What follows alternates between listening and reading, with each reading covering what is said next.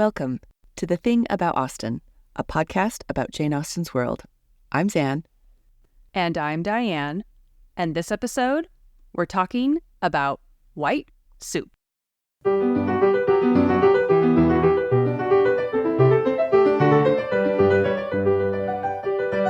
So before we get into this episode, we just want to briefly take a moment to thank everyone for being patient with us. You may have noticed a slower release schedule for new episodes of late, and that is just because we both have had a lot going on personally. Yeah, it's been a lot. Definitely.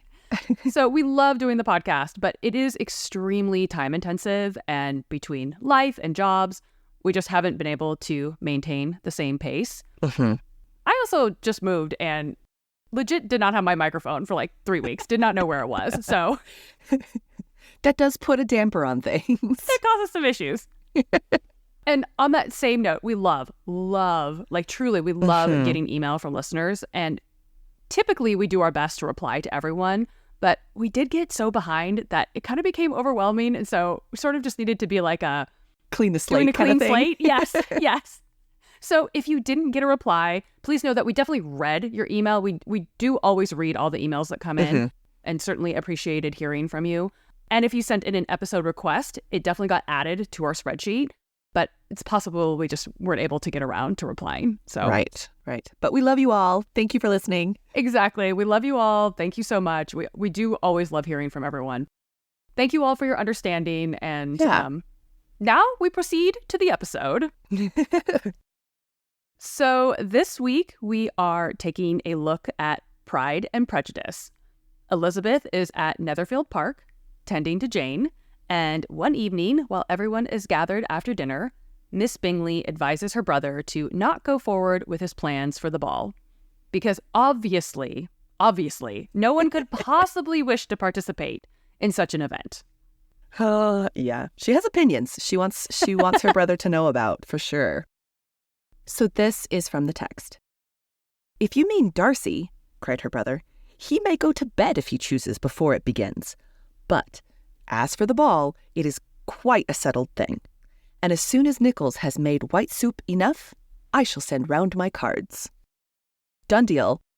I do love that he's like salty about that too. Just like, Darcy can go to bed. You know? Yeah. Bingley's like, whatever. I mean, that's the great thing about their friendship is that Bingley obviously admires and respects Darcy in a lot of ways, but he's not overly intimidated by him. So yes, yeah, it does show that there's a genuine rapport. It's not like my world revolves around Darcy. He's like, no, the man can go to bed if he doesn't want to be there.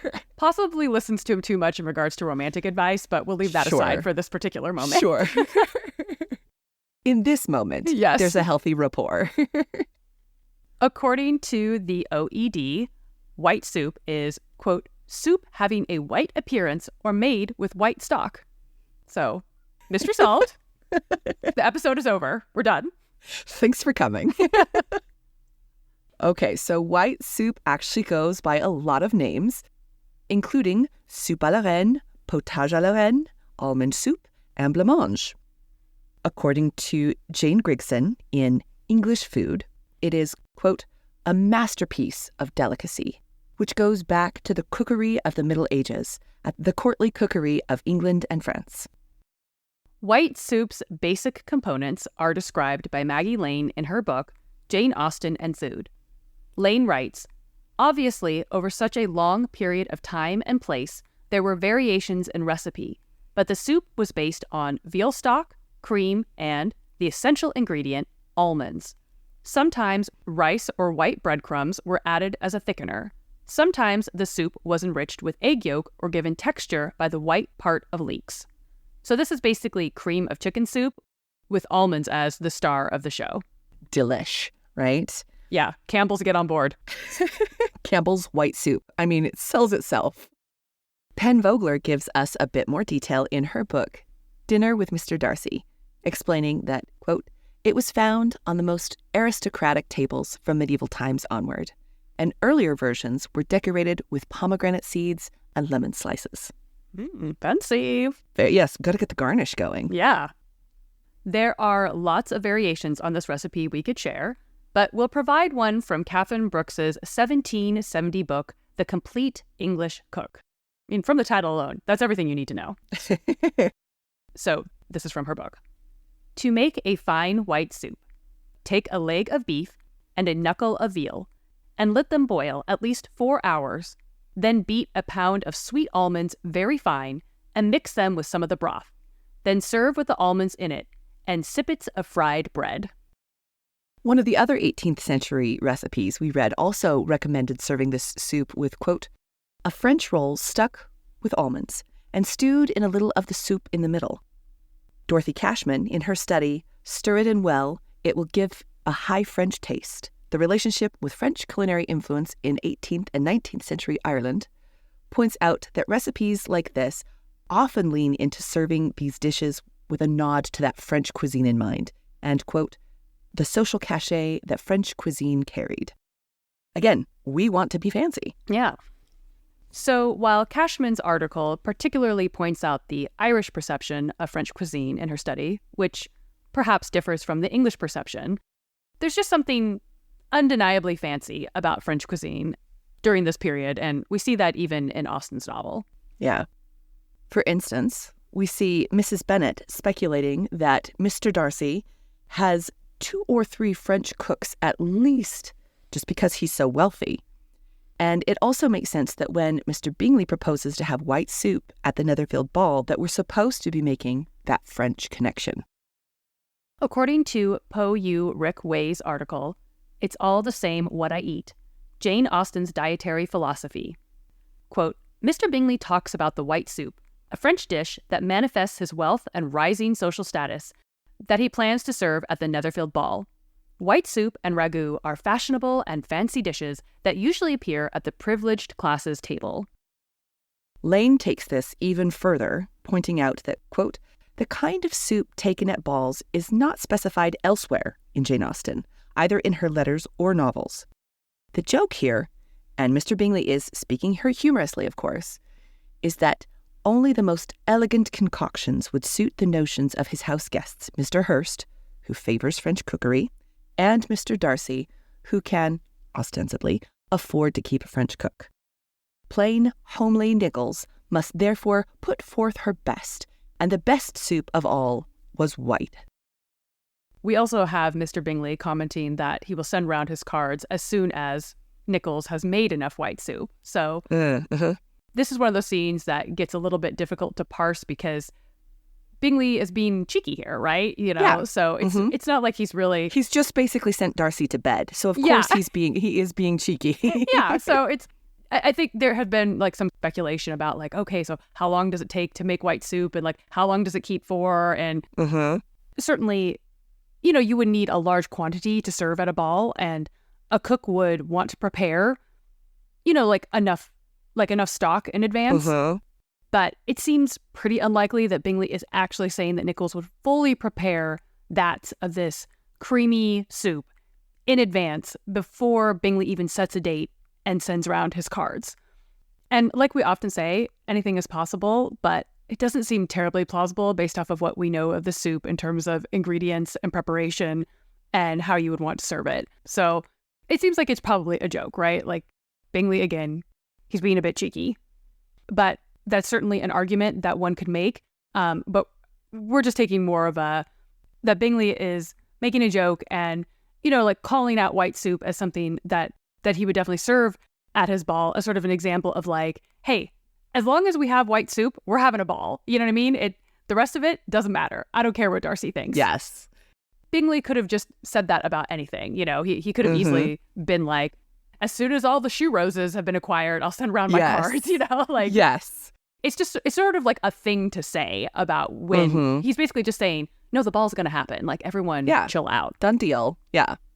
Darcy's going to go to bed. We'll eat white soup. Yeah. It's fine. So let's talk a little bit more about where this shows up in Austen's other works. How, you know, where's soup showing up elsewhere, right? So white soup does not feature specifically in any other Austen novels. But Vogler posits that, quote, white soup does seem to be a highlight at ball suppers. She goes on to point out that, quote, we know that there is soup at the ball supper at the Crown Inn in Emma because Miss Bates gasps at the range of dishes. Quote, "Dear Jane, how shall we ever recollect half the dishes for Grandmamma? Soup, too! Bless me!" Vogler continues, "Fanny Price goes to bed after the Mansfield ball, feverish with hope and fears, soup and negus." So Vogler is kind of positing that there are soups available at a ball, but she kind of is implying that likely they would be white soup. She doesn't mention it specifically. Austen doesn't. We also know that in the Watsons, Emma Watson has some soup after the assembly. So like soups and going to balls, they are a thing that go together for sure. We also know that Martha Lloyd, who was part of the Austen household, had a recipe for white soup in her cookbook. Here is her recipe. Make your gravy of any kind of meat. Add to it the yolks of 4 eggs boiled hard and pounded very fine. 2 ounces of sweet almond pounded. As much cream as will make it of a good color. You've got your meat, you've got your eggs, your almonds. Mash that up and then just dump in that cream. Make it look good. Julianne Gerer, in her annotations on Martha Lloyd's cookbook, writes, quote, "Although Jane could have sipped any version of the velvety, cream-based soup at the balls mentioned in her letters, Martha's recipe is a likely candidate for the author's favorite." And she continues, "But there was another white soup recipe within the Austen family." Ooh. Intrigue. The Knight family cookbook, compiled by Mr. Austen's kinfolk, includes a variation of white soup with vermicelli added. Readers will have to decide if they want to picture the spirited Lydia Bennet slurping up a few noodles in the presence of Bingley's aloof friend, Mr. Darcy. Can you imagine how horrified he would be by just... Yeah. That would send Darcy to bed. He's like, "I'm out. I cannot." Well, with that delightful image in mind, we will leave off for this episode. But if you have ever made or tried white soup, or are planning to make one now, inspired by this episode. We've given you some recipes to try, right? Yes. We definitely want to hear all about it. Yes. You can find us on Instagram at The Thing About Austen and on Twitter at Austen_things.